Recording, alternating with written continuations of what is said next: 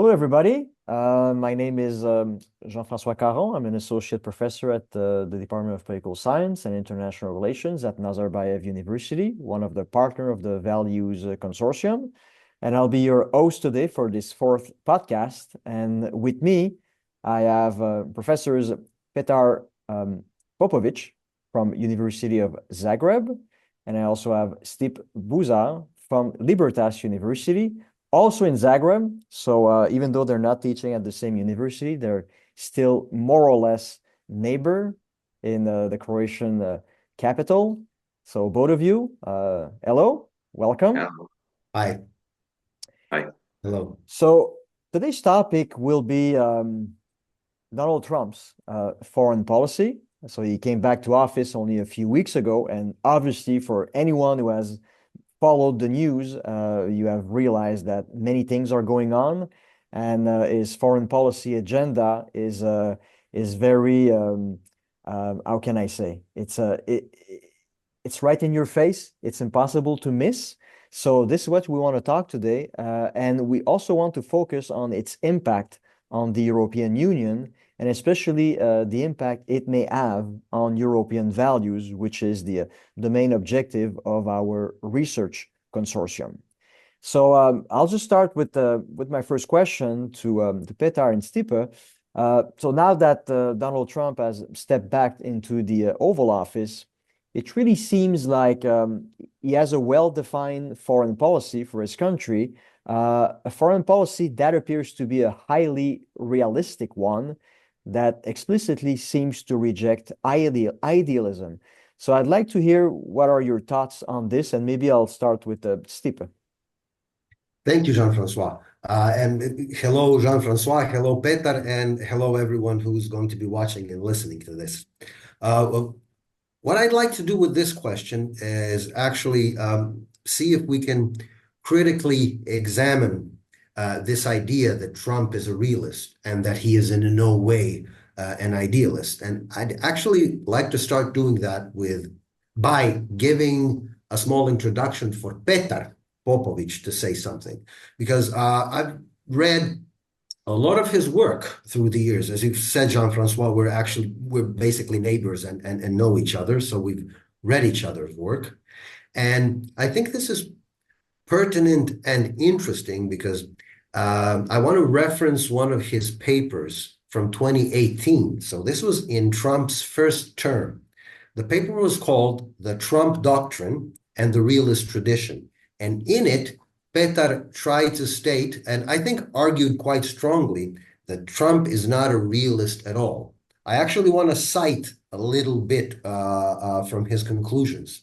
He said at one point that by analyzing the evident congruence between principles of realism, neo-realism specifically, and Trump's America First doctrine, that he concludes that Trump is not a realist, but what he calls an illiberal idealist. He claims that Trump's idealistic nationalist worldview, when translated into foreign policy objectives, is in stark contrast to the professed principles of realism. And says a bunch of other interesting things as well. He also had a paper from 2021, I think, which touches upon this on the website International Relations, which is quite well known, I think, internationally. So what I'd like to do is actually join in the question right now rather than giving an answer and ask Petar to elaborate on this position, but also tell us, since this paper was written during Trump's first term in 2018, and now we're in 2025 in Trump's second and non-consecutive term, does he still hold the same opinion? Have things changed? And from there, we can go on to actual foreign policy topics with this. So, Petar, please. Okay, thank you for a double introduction. Yes, to make the point as clear as possible so that this doesn't turn actually into a international relations theory debate on the network. The thing with realism is that we have this common view that there is a tradition of realism, but it's actually both intellectually and geographically different. The American brand of realism, or as it is known as realism, is to a large degree also a foreign policy doctrine, which is as a doctrine opposed to liberal internationalism, globalism, and as such, it has this state-centric, and then theoretically it proves that the state-centrism is the basic law of the universe in that the states have to follow their interests when it comes to structural distribution of power and so on and so forth. Opposed to it is the continental, primarily German, specifically German idea and tradition of looking at realism, which stems back to mid-20th century, to realist emigres to America like Hans Morgenthau. There are a lot of brilliant works written on this. For example, one author who I think is brilliant in this regard is Felix Roche, who look at more realism as an attitude towards power and the way and the human nature. And when the point is, when you clash these two ideas, you see that state centrism as such is not really something that is anything else than just simply a foreign policy doctrine. So, for example, you have Morgenthau in his the early pages of his Politics Among Nations, where he says, at present state is the national interest is the legitimate and powerful and has a monopoly on power, but that might change very soon. And interesting thing is that he wrote this in 1948. 3 years earlier, you had famous Alexander Kojève, who wrote a memo to a foreign policy memo to Charles de Gaulle, where he says a nation state is over. The only way that nation state can survive in this day and age is if it becomes an empire. And between Slavic Stalinist empire, the Anglo-Saxon empire, he is arguing for Latin empire, where France would be. And the echo of his memo, I think you can find pretty much in Macron's speech at the Sorbonne last year. But anyway, the general problem with thinking that Trump is a realist is that we have this tendency to reduce ideas of realism to practical foreign policies. So whoever does not display pragmatic, amoral, calculative, cost-benefit approach in his foreign policy strategy, he's immediately not a realist, and vice versa, which of course does not really, from the classical realist perspective, does not really hold, because you can be actually an idealist who approaches from a very, very pragmatic view. So if you think of Trump's diplomacy, his foreign policy strategy, it is transactional. It is cost benefit. You pay, you get taxes, you can project influence, but that doesn't make him a realist. What he is, when you look at his slogans, when you look at his doctrine, America, make America great again. This is a specific, in IR, completely undeveloped notion, which for quite good reasons, because the American brand of international relations has created this binary vision that there is only realism and idealism.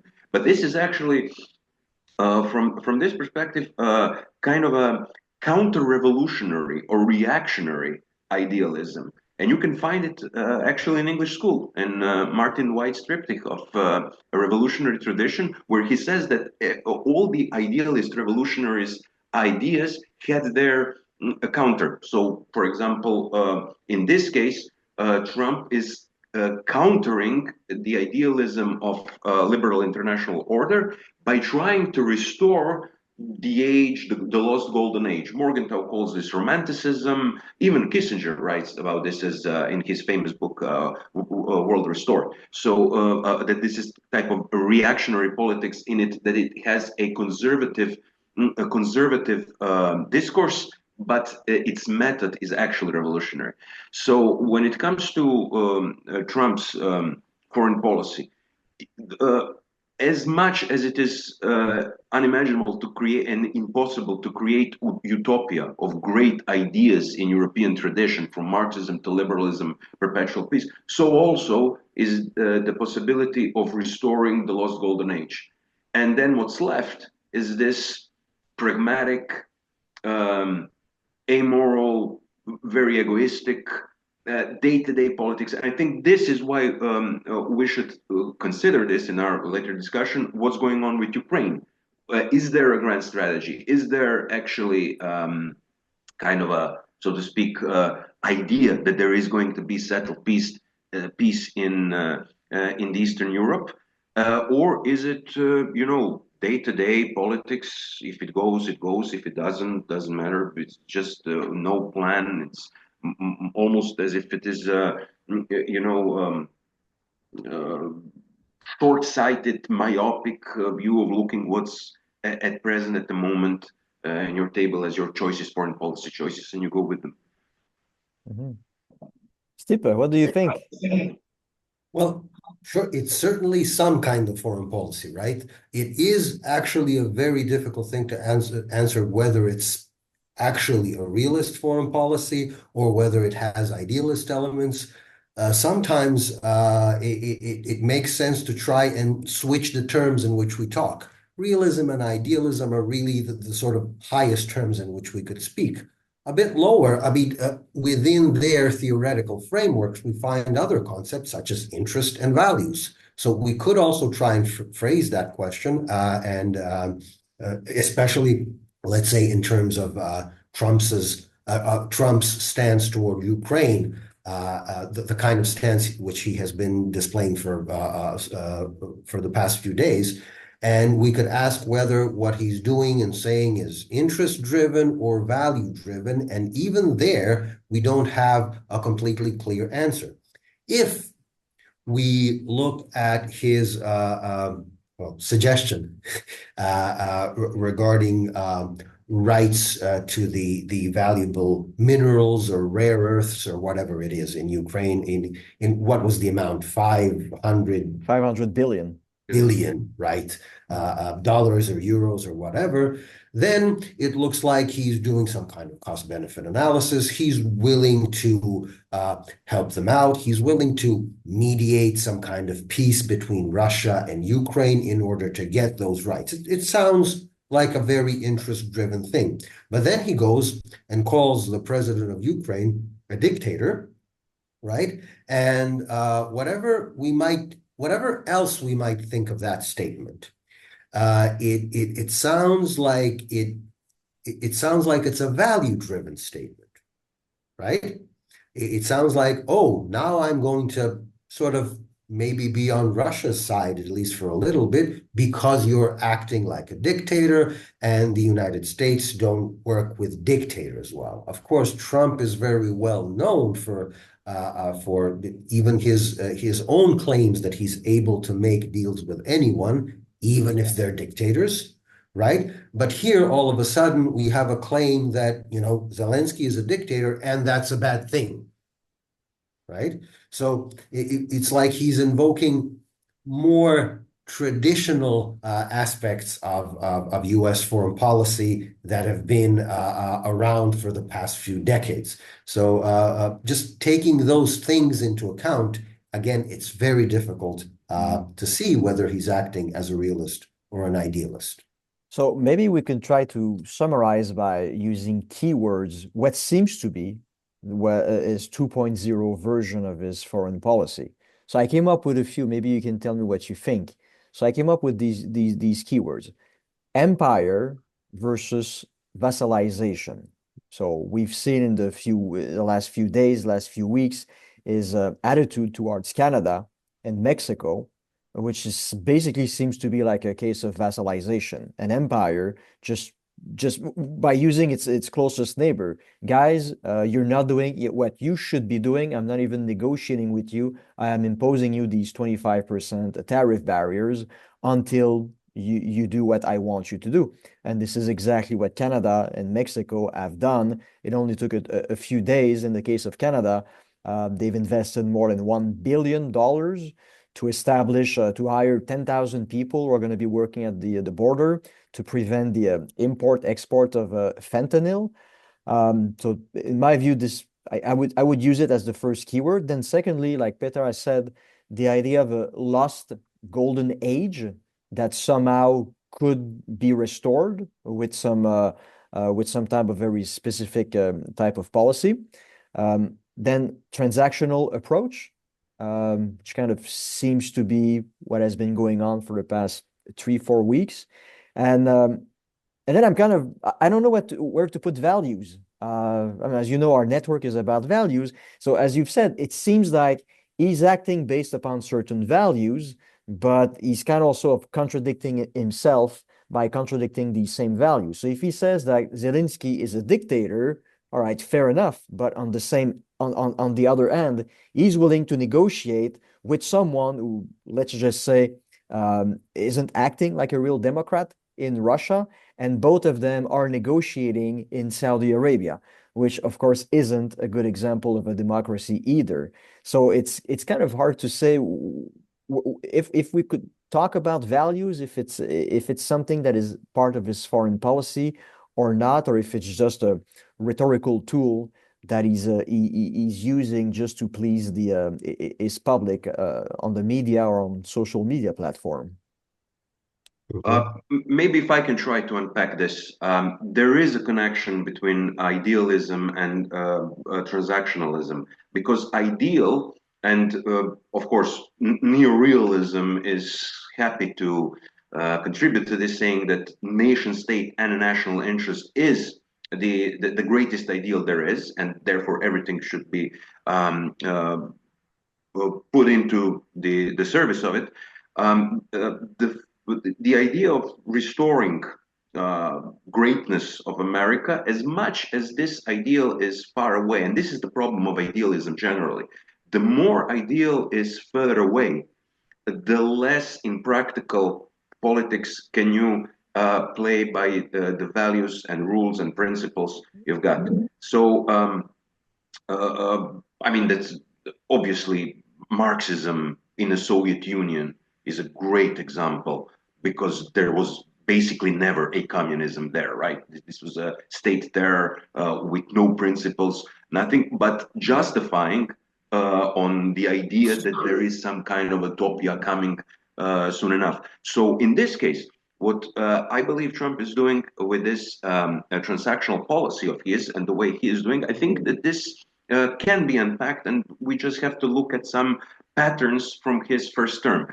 So first of all, when it comes to dictators, why is he talking with Russia? Why not and why is he calling Zelensky dictator? I think there is a logic behind all of this. And I'll just, to explain this, to look at his foreign policy strategy, the way he conducts it, and that we see from his first term. So if you notice one thing, when United States under Trump in the first term was a mediator between two sides, it never really was a mediator. It always did separate agreements between two sides to connect them by making each side made a deal with the United States. So take, say, for example, Abraham Accords, right? The normalization between Arab states and Israel. So, for example, you have Morocco, which is negotiating normalization with Israel by making a deal with America, which is why their occupation of Western Sahara was recognized. Or take the example of Washington Agreement on normalization of relations between Kosovo and Serbia. So you had physically at the same time present in Oval Office the leadership of Serbia and Kosovo, making basically an identical agreement, but separate with the United States. And I think this is what's behind these attacks on Zelensky, because first of all, these are exactly that. This is the detail, very important detail. You know, they say devil is in the details. This is not an attack on Ukraine. This is an attack on Zelensky specifically, because it is known, and Hexet said it, Kellogg said it, they are going to make an agreement with Ukraine. As Stipe already mentioned. We can now discuss and speculate, is it about rare earth minerals? But for certain, some kind of security guarantee will be granted in negotiations to Ukraine. The problem is that Zelensky already staked his credibility as a leader when he refused in early 2022 to continue negotiations with Russia, saying that this war will be won, Ukraine will be part of NATO, and we will go back to borders before 2014. So, and that's why you hear after Riyadh, from both sides, you hear the question of having an elections in Ukraine, under assumption that if Zelensky loses, whoever comes after him will be able, in the name of Ukraine, to negotiate a deal with America. That doesn't mean that in a deal with Ukraine, the deal will contain that they have to not join NATO or take over the lands occupied by Russia. And I think this is the idea of this transactionalism that's been going on, because how stable this is, how wise this approach is. I don't think that it won't go further from some kind of a ceasefire. No way there's going to be a peace deal, peace treaty. Mostly because I think that this is because that Ukraine and Eastern Europe in general is not really on a priority of, and this is above Trump, priority of United States in their grand strategy. That's not their priority. Number one is China, then comes Middle East, and then comes everything else. And in that sense, this is kind of a closing on the first problems where there is, I think, internal and external reason why Trump needs peace in Eastern Europe. Externally, so this is like longer geopolitics. This is why, nota bene, why Democrats always fail. There is the Republicans, the right wing in America, they have a geopolitical understanding. They have geopolitical sense. They know in order to control the Eurasian landmass, in geopolitical terms, you have to use a strategy that goes back to the Roman Empire, that is divide et impera, divide and rule. As I say, Democrats don't understand that because they're overly idealistic in terms of human rights. And as you saw, Biden doctrine. Biden doctrine stated that there is a clash between autocracies and democracies, which eventually resulted in China and Russia going together and sticking together even further, gluing them together. Going back to Nixon, Kissinger, and that age when they had this strategy of divide et impera, divide and rule. China was being used in order to counterbalance Soviet Union. Now, obviously, today in 21st century, it's vice versa.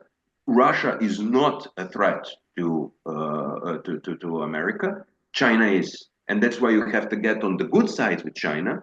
And for his personal affinities to Russia, which Trump has, he's a good for this job. And a lot of Republicans said it publicly, including Trump himself, in an interview, I think, with Tucker Carlson, where he said, yeah, we have to stick rather with Russia against China. And this explains, I think, why Zelensky is now seen as a problem, and hence he's called a dictator, while Russia is geopolitically important, and that's why they don't care that, this is an aggressive, kleptocratic imperialist regime, right?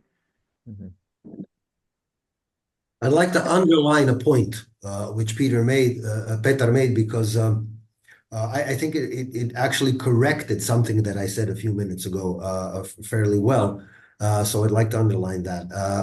And I had mentioned that Trump's agenda is to broker some kind of deal between the two sides of the war. But in fact, I do agree. The agenda is not to, as Petar said, to make a peace deal, to broker a peace deal, but to actually make separate deals with two sides. That does really seem to be the strategy.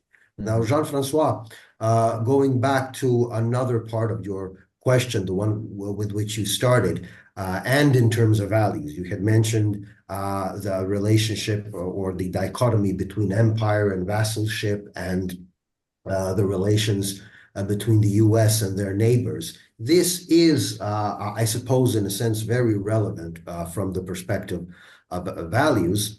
And in a sense, as you see in action movies, when usually a bad guy, but I'm not trying to prejudge anything in that sense, but usually it's the bad guy in an action movie who says something like, or sometimes the good guy, we can do this the easy way or the hard way, right? It's a famous sentence in a lot of action movies and gangster movies and so on. So let's substitute easy and hard with soft and hard, and arrive at such terms as using soft power in foreign policy and hard power in foreign policy.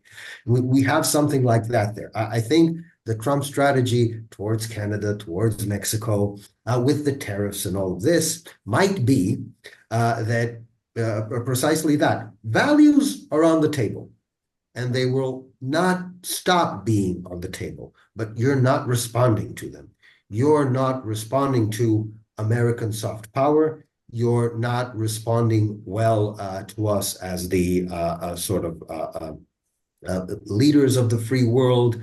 You're not drawn to us as one is drawn to a final cause in Aristotelian terms, which is so important for soft power. So we will use hard power. We will impose something which isn't for your economic benefit, but ours. And once you adequately change your behavior, we can go back to the value-driven relationship which we've had. So it's always like we can do this the easy way or the hard way. In terms of these of the terms used, empire and vassalship, it's a strange thing. You might say that they are in a way treating their neighbors or attempting to treat their neighbors as vassals, while at the same time telling those neighbors you don't have to be treated like vassals, right? We can go back to the easy way. Now, we can make what we want out of that, but it might be the strategy there. Mm-hmm. That's interesting. You spoke about Aristotle, because this is the next point I want to talk about. So if we want to focus more on the impact of the US foreign policy on Europe, I think we should address the question of European values. So I'll just give you my take on this situation. I have to use Aristotle, which is a good thing why you've just used him. Now, Aristotle had defined three types of friendship. He said you had friendships of utility, friendships of pleasure, and virtuous friendship. So friendship of utility, you are my friend because you can bring me something, and I am your friend because I can give you something back in return. And these sorts of friendships don't last for a very long time. When the utility disappears, the friendship also disappears. Friendships of pleasure, I like to see that guy at the local pub because when I have a drink with him, he cheers me up. So he brings me joy and pleasure, but so this is just the extent of our friendship. If I decide to stop drinking, I won't have any problem seeing this guy anymore. It's not going to hurt me. Now, the virtuous friendship for Aristotle, and for him, that was the only genuine type of friendship that deserved to actually be called friendship. So you have people who are united around shared values. And these values are constitutive of their identity, their common identity. And the belief in these values is what is allowing them to make personal sacrifices for the sake of seeing these values survive and expand to other parts of the world, if you want to use the political idea. So I think ever since the end of the beginning of the Cold War, Europe and the United States have been in this type of friendship, a virtuous friendship. They were upholding the values of liberalism in the face of the communist enemy. And then in 91, with the end of history, it kind of became their responsibility as well to expand the ideas, the values of liberalism all around the world. Now, a few days ago, G.D. Vance, when he was in Munich, I think it's very interesting. It's very important to understand a speech, to read it, because it's probably going to be as important as Putin's speech in Munich in 2007. He really said, we as Americans, we still believe in these values of liberalism, free speech, and free, all these types of freedom. The problem is, you guys in Europe do not believe in these values anymore. You've turned your back on them. And he's giving in his speech a bunch of examples, like you have imposed, in Great Britain has imposed this type of law that prevents people from protesting in these certain places. You have allowed the cancellation of an upcoming election in a country, and you've celebrated this decision, and you're also threatening to do the same if Germany votes in the wrong way. So if you go back to this speech, he gives a bunch of examples, and basically saying, we can no longer be friends with you because you don't believe anymore in these values of liberalism that are still so dear to us. So this is why from now on, if we cannot have this virtuous friendship anymore, we can only have a friendship of utility. Either you bring something that is advantageous to us, and if it's not the case, if you're simply a burden, well, we cannot, there's not even a reason to speak to each other, even less to have a partnership. So could it be why Europe is not invited around the negotiating table in Riyadh in Saudi Arabia, simply because Europe, in the conclusion of the conflict in Ukraine and Ukraine itself, both of these entities simply don't have to bring, they don't have any utility for the United States. Oh, yeah, if I may. Okay, look, J.D. Vance's speech. First of all, it was inappropriate because the theme is Ukraine and security in Eastern Europe. He talks about internal problems of European democracy. And to an extent, he is right. Of course, European Union does have a problem with democracy. There is a difference, of course, now. Whether is it European states, they don't have democracy, or European Union, that's also a big point. Because take any statistic whatsoever done, just check where with freedoms and democracy is United States compared to some other European states. But when it comes to European Union as a union, yeah, there is a problem, but for a specific reason. First of all, European Union is an idealist project. European Union is basically a synthesis of Kant's definitive articles from perpetual peace. So first of all states, member states of European Union are democracies. Second, they go together to intergovernmental institutions. That's second article, the Society of the League of Nations, the Society of Nations, where they have their national interests harmonized, and that's like institutes like Council of EU, right? And then there is the third cosmopolitan one, which is represented today with European Parliament, right? So you are not only a national in the European Union, you're also a European, and your interest is also as a specific national is European interest. Now the problem is that these three perspectives, these three articles, the way European Union is structured is being checked and balanced. And because European demos and European polity in that sense has never developed, just check how many people go to vote for European Parliament, and you will see that there is still not the nations of Europe have not constituted themselves as a subject European. The subjectivity of European polity is why this institutional bureaucratic way makes it in these checks and balances.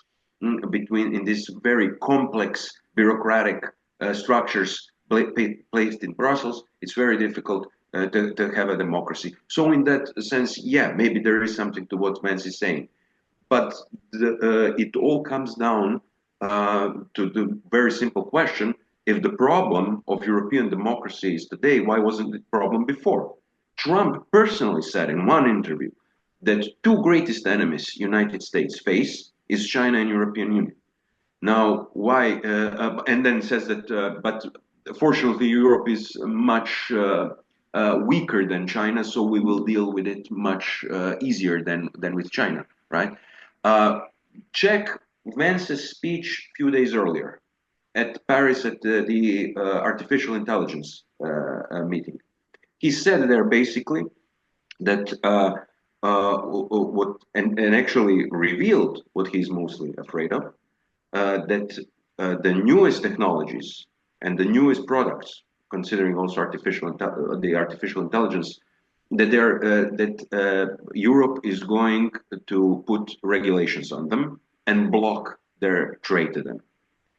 And he even says because of the so-called disinformation. Disinformation is the strongest weapon in hybrid wars in this day and age. And he calls them so-called disinformation.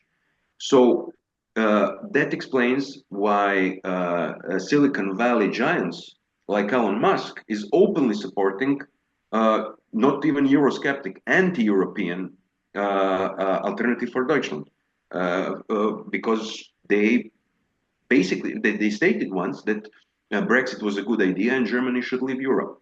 And if you look at it from this transactional point of view, it's actually very simple. It's better to make deals with 27 weak economies than with a force of 400 million people market, right? And this is, I think, what it all comes down to.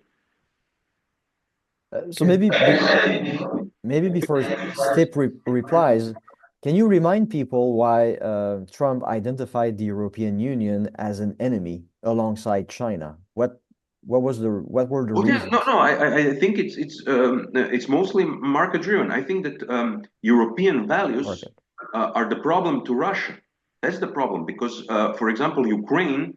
The problem with Ukraine is its Europeization. And if you think about it, why would Europeanized, not even joining European Union, but Europeanized Ukraine be a threat to Russia? It's not a threat to Russia, it's a threat to its regime. So that's why, hence we have a war.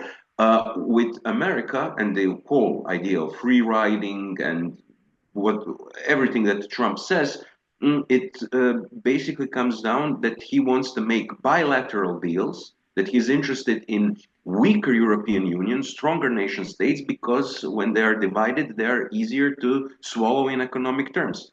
Otherwise, you have a common market of 400 or 440 million people, which is a force in itself. And this force underpins the regulations that European Union. Anu Bradford wrote a brilliant book on Brussels effect. And the subtitle is How European Union Rules the World, without having an army, because it regulates everything. And this is something for this business-oriented clique around Trump, a big problem. And then it's perfect to put into values, to politicize it. But in all actuality, it is about weakening Europe for the economic reasons. And that's, by the way, is the reason why I think that these people who say that Trump is going to leave NATO, that's not going to happen. They want NATO.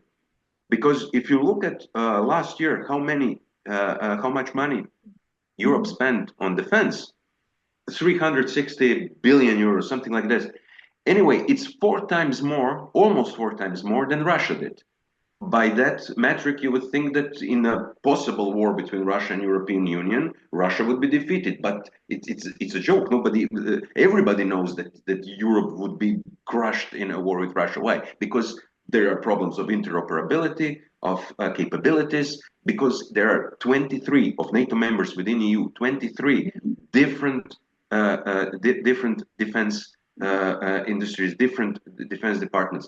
They are not united, and this is and why is every time somebody talks about common defense to unite Europe, immediately everybody starts talking as a critique of that this is the beginning of creating European army, which is for some reason going to be a parallel structure to NATO. I don't understand why.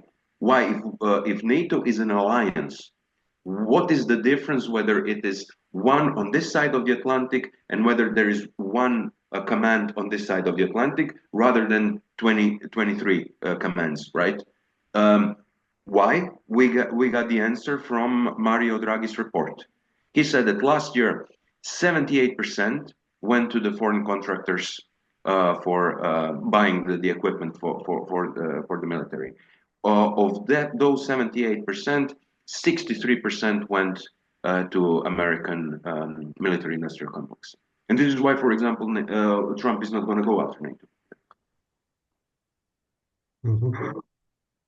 Jean-François, I'm very happy that you brought Aristotle into the conversation as well. I won't talk about him much now, but that chapter on friendship in the Nicomachean Ethics might just be my favorite part of the Aristotelian opus altogether. But to double back to what I heard as the original question, I cannot say whether the cause for the EU's exclusion from being a relevant participant in the talks is connected to this perceived lack of a common basis in values that they're talking about now. All I can say is that certainly some kind of value basis is important in foreign policy. Whether we speak from realist, idealist, or whatever kind of perspective, I don't think that the truly amoral realist exists in nature, right? Only in textbooks. Well, he or she might exist in some sense, especially in the sense that, yes, someone could be completely interest-driven and use values as a purely rhetorical device to get what they want. But one of the points that we have to draw from that, as I think Walter says, it is the price that vice has to pay back to virtue, right? In that it has to speak in value terms. In that sense, I don't know that constructing and communicating any kind of foreign policy would actually be possible without some kind of recourse to values. And I think this is relatively consistently shown throughout the sort of history of writings in international relations. If we go back as far back as Thucydides in the history of the Peloponnesian War, not all of the events describe that, but for instance, if we look at the funeral oration given by Pericles, he's trying to get approval for the war effort, and he's trying to get more resources into it, but he's appealing to values. They right? said they died for our democratic values, Yeah. the most amazing system. Yeah, he's appealing to the value, and it just doesn't go without that, which unfortunately, of course, in this part of our conversation just gets us back to the point where we had initially started, and we have to ask the same questions again, to which I do not have the answers, of course. Mm-hmm. So it seems like Trump and GD Vance are targeting the so-called illiberalism of Europe with regards to the treatment of certain fundamental values that are so dear to the US, like freedom of speech, for instance, and which is why they're so against the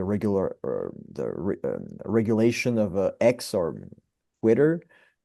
So clearly it seems like these European values, or their so-called violations of these liberal values, is a convenient argument for the Trump's administration and his foreign policy to bypass the European Union as a valuable interlocutor, which is why he's talking directly to Russia through the channel of Saudi Arabia.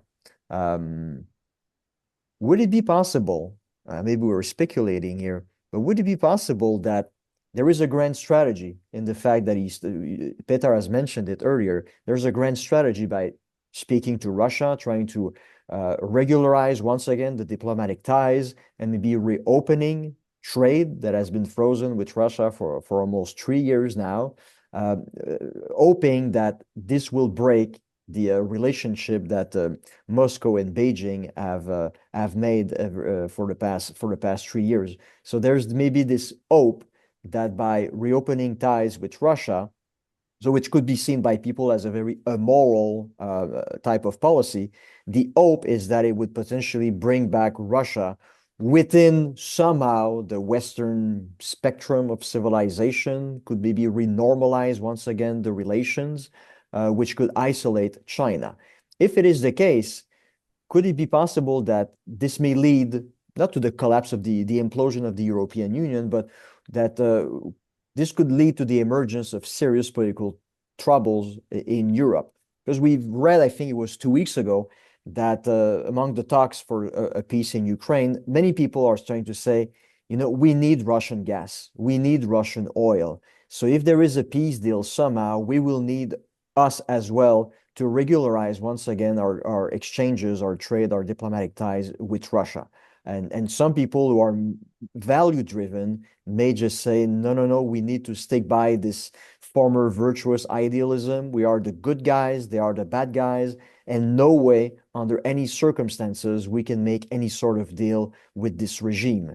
So if this is the case, do you think that we could see the emergence of a serious clash within the European Union against these two groups? Those who are more, let's say, like thinking more in the sense of Trump, that it's a necessity, it's useful to us, and maybe in the long run, this could be helpful to isolate Russia from China, and the other group who are like sticking to an hyper idealistic perspective and saying, no way, we cannot ignore any sort of fundamental values, and if it means we have to live in autarky, or we have to freeze during winter, or have to pay more for gas and oil, well, so be it.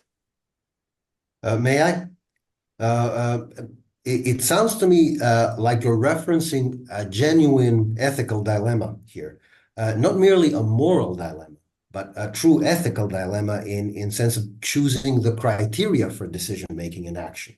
And that the dichotomy here that's being suggested is actually the classic one. Should we be consequentialists, or should we be deontological in our thinking, rules-based, ends-based, or something like this? And sure, in that sense, we have a relevant problem because usually we apply some kind of ends-based thinking. We want to go after goals, and it's only so much better if these are actually moral goals, right? But for some of those goals, the methods that will be used might be so immoral, right, that we would be doing something like breaking the categorical imperative or something like this. So we wouldn't do it. Of course, the question then is, what are the actual goals, and what is the end game then? And this, I think, ties into the question of whether there is a grand strategy behind everything on the US side, and what it would be.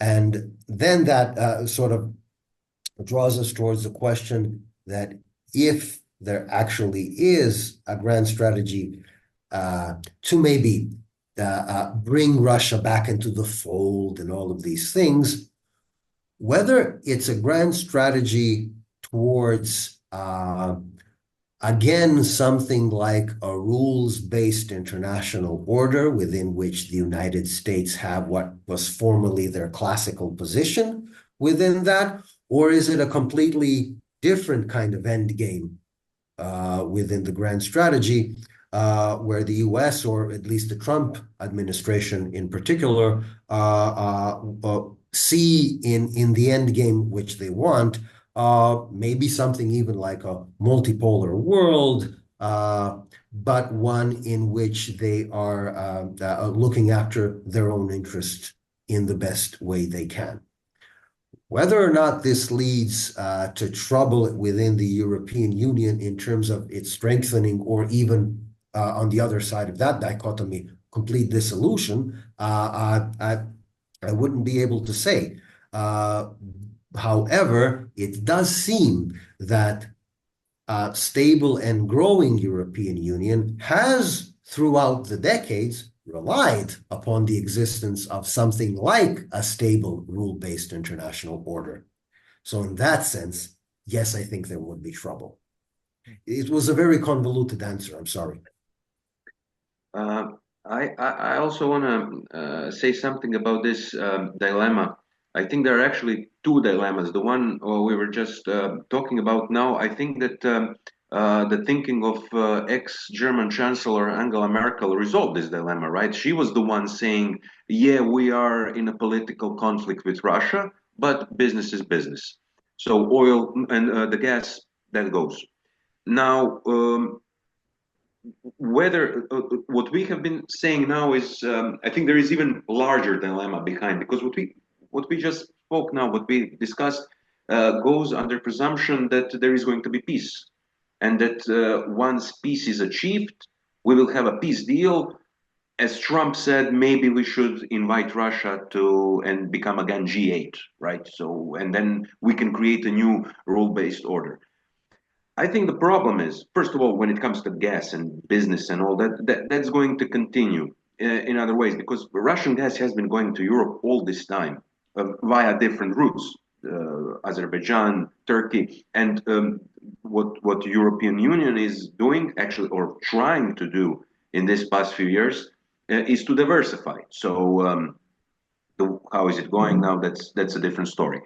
What I think is the most important thing is that the greatest dilemma European Union is going to have is the one that it has been criticized America for the past quarter of the century, 30 years. European Union was secured.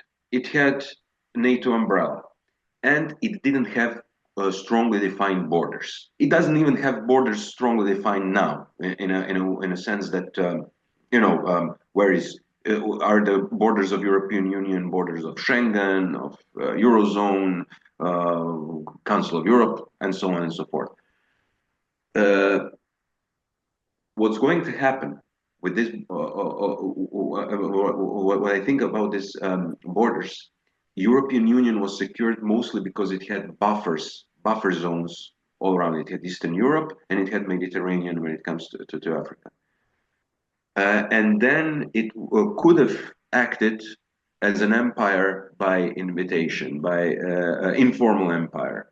It expanded towards the east without one shot being fired, right? Everybody from Eastern Europe wanted to go there.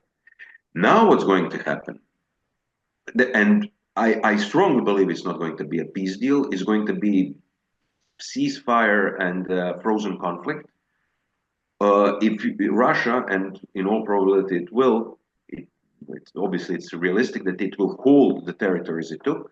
The rest of Ukraine is going to go to Europe. Now we already hear that the idea is that European forces are going to be sent to the border with these four regions that Russia has conquered. There is going to be, for the first time in history of European Union, a strong military border. For the first time, after a quarter of the century, and after criticizing Americans that they are from Mars, there is going to be the dilemma that Americans lived with since Michael Doyle wrote that. And that is, can a liberal, democratic, free society live peacefully next to the autocratic regime? And that's going to be the biggest dilemma, I think, in the future. And I don't think that in that terms, any ideas of creating a new order where Europe and Russia, with or without Trump, that's not going to happen.